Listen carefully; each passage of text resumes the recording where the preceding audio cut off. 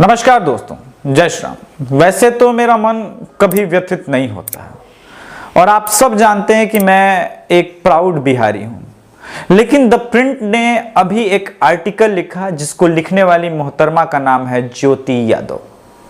पता नहीं इनको बिहार में रहे कितना दिन हुआ या कितने सेकंड के लिए इन्होंने बिहार को जाना है, लेकिन इन्होंने कह दिया कि मॉडर्न श्रवण कुमार को चाहने वाली बिहार की वो तमाम जो विचारधारा है, परिवार है, वो टॉक्सिक है, जहरीला परिवार, विषैला परिवार।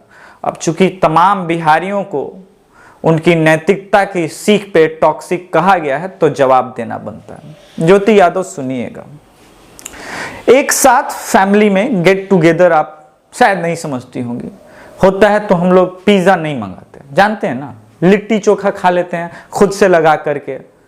अच्छा, एक बात है, विद्यापति के भक्ति और प्रेम रस के कविता को गाने वाले लोग टॉक्सिक तो आपके नजर में लगेंगे ही, क्योंकि शायद वो सेकुलर नहीं है ना। आपको एक और कारण से बिहारी टॉक्सिक लग सकते हैं, श्रवण कुमार। जैसे आपने कहा कि मॉडर्न श्रवण कुमार चाहने वाले, श्रवण कुमार को आइडियल पुत्र के श्रेणी में रखा जाता है। आपको जान के बड़ा दुख होगा कि बिहार में आज भी ये जो वृद्धाश्रम टाइप के लोग चलाते हैं वो नहीं, क्योंकि बिहार में आज भी अपने माता पिता को हम पूजते हैं। ये तो टॉक्सिक हो गया भाई, क्योंकि मॉडर्न बड़े बड़े शहरों में तो भाई बूढ़े होने पे बिहार में जैसे लोग माता पिता का सेवा करते हैं, मॉडर्न शहरों में तो सुने हैं कि भाई अपने माता पिता को वृद्धाश्रम भेज देते हैं लोग। ये बिहारी परिवार अभी तक एक्सेप्ट नहीं ना कर पाया है, तो आपको टॉक्सिक में नजर आऊंगा, मेरा परिवार नजर आएगा। अब मेरी एक और गलती है मैडम, मैं सुबह सुबह उठने के बाद हाय हेलो कहने के बजाय माता पिता के चरणों में अपना शीश नवाता हूं, तो ये एक और कारण हो सकता है। आपको लगता होगा कि भाई लड़का और परिवार को टॉक्सिक सीख दी गई है, जहरीली सीख है कि भाई क्यों एक लड़का 30, 35, 40, 50 साल, 60 साल की उम्र में भी जाकर के अपने माता पिता के चरणों को छूता है। ये तो भाई महापाप है इस देश में। बताइए मॉडर्निटी का क्या होगा। इस वजह से होता क्या है कि आप जो मिशनरियों का एजेंडा है, वामपंथियों का एजेंडा है, वो पूरा नहीं हो पाता, क्योंकि ये ग्रास रूट को तोड़ना थोड़ा मुश्किल है। इसी वजह से बिहार में थोड़ा मुश्किल हो रहा है आप लोगों को, क्योंकि बिहारियों को ब्रेन वॉश करने के लिए आपको उनके रूट पे प्रहार करना पड़ेगा। तो ज्योति यादव जैसे लोगों को जानने समझने के लिए मैंने सोचा और थोड़ा डिटेल में जाया जाए। यही वो लड़की है जो कहती है राहुल गांधी को मानसिक रूप से काफी प्रताड़ित किया गया। ये आर्टिकल जैसे मैंने पढ़ लिया, मैं समझ गया कि ज्योति यादव की मानसिक स्थिति जो है ठीक नहीं है। तो ज्योति यादव और द प्रिंट के शेखर गुप्ता आप लगातार जो है मांगते हैं सबसे चंदा कि भाई हम भी फ्री जर्नलिज्म कर रहे हैं, हमको भी पैसा दे दो। नहीं, ठीक है, मांगिए, हम बिहार तो विषैले वाले लोग हैं तो हम आपको नहीं देंगे पैसा। न्यूटन का सेकंड लॉ, थर्ड लॉ पढ़े होंगे आप। मेन थर्ड लॉ समझिए, every action there is equal and opposite reaction. अंग्रेजी में बोल दिए, हर क्रिया की प्रतिक्रिया होती है, समझ गए ना। तो आप हमको टॉक्सिक बोलिएगा, हमसे पैसा मांगिएगा, ठीक नहीं लगता है ना, जाइए कहीं और मांगिए। खैर, आपकी विचारधारा के लिए हम बता दें कि हम बिहारी जो है नालंदा यूनिवर्सिटी देने वाले दुनिया को, कही गई तो पुरानी बात हो गई। हम कहते हैं भाई हम डेमोक्रेसी में विश्वास रखते हैं, ये तो पुरानी बात नहीं है। ये बात जरूर है कि उतने सालों से बिहार इस बात में अपना विश्वास रखता है, ये बात तो आपको मानना होगा।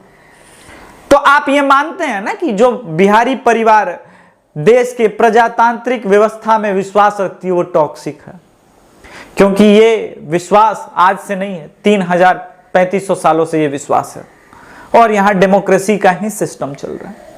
तो आपको समझना होगा कि भाई जहर तो है, और जहर काहे नहीं होगा भाई। एक बिहारी लड़के का ख्वाब क्या होता है कि इस रट्टामार एजुकेशन सिस्टम में खुद को उस सरकारी बाबू में फिट करा लेना, और वो जानता है कि डिग्री का मूल्य बस शिक्षा का नहीं है, यहां डिग्री का मूल्य जो है नौकरी लेने के लिए। तो हम डिग्री किसी भी तरह से लेते हैं, बाकी 8 साल सरकारी नौकरी की तैयारी करते हैं, यूपीएससी निकालते हैं, बीपीएससी निकालते हैं, आईआईटी निकालते हैं, और लिस्ट में सबसे ज्यादा नाम हमारा होता है।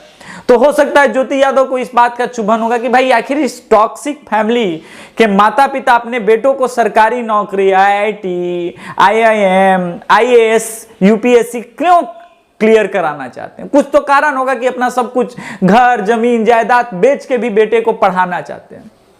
क्योंकि पढ़ाने के लिए अगर माता पिता या बिहार के किसी भी कीमत को देने के लिए तैयार है, इसका मतलब फैमिली तो टॉक्सिक होगा भाई, फैमिली तो टॉक्सिक होगा। मैं समझता हूं आपके दुख को। दरअसल सुशांत के बहाने आपने बिहार पे चोट किया, वो आपका एजेंडा नहीं था।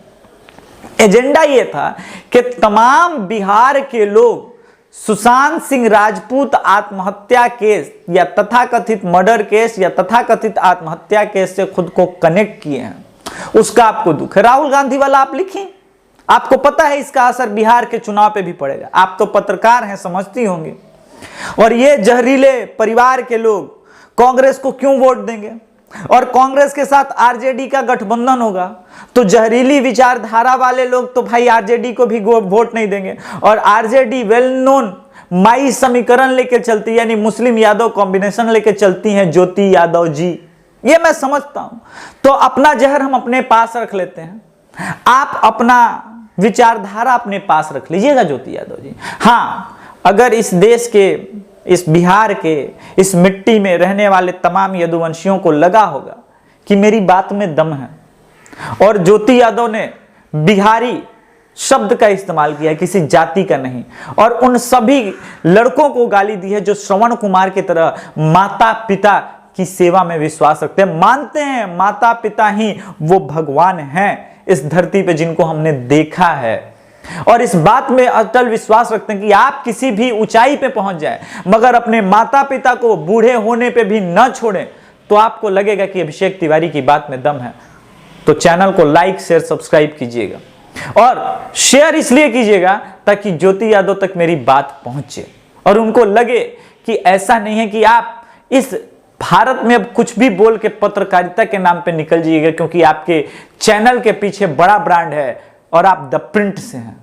द प्रिंट को मैं घंटे पे रखता हूं, समझने वाले समझ गए मैं कहां रखता हूं। जय श्री राम।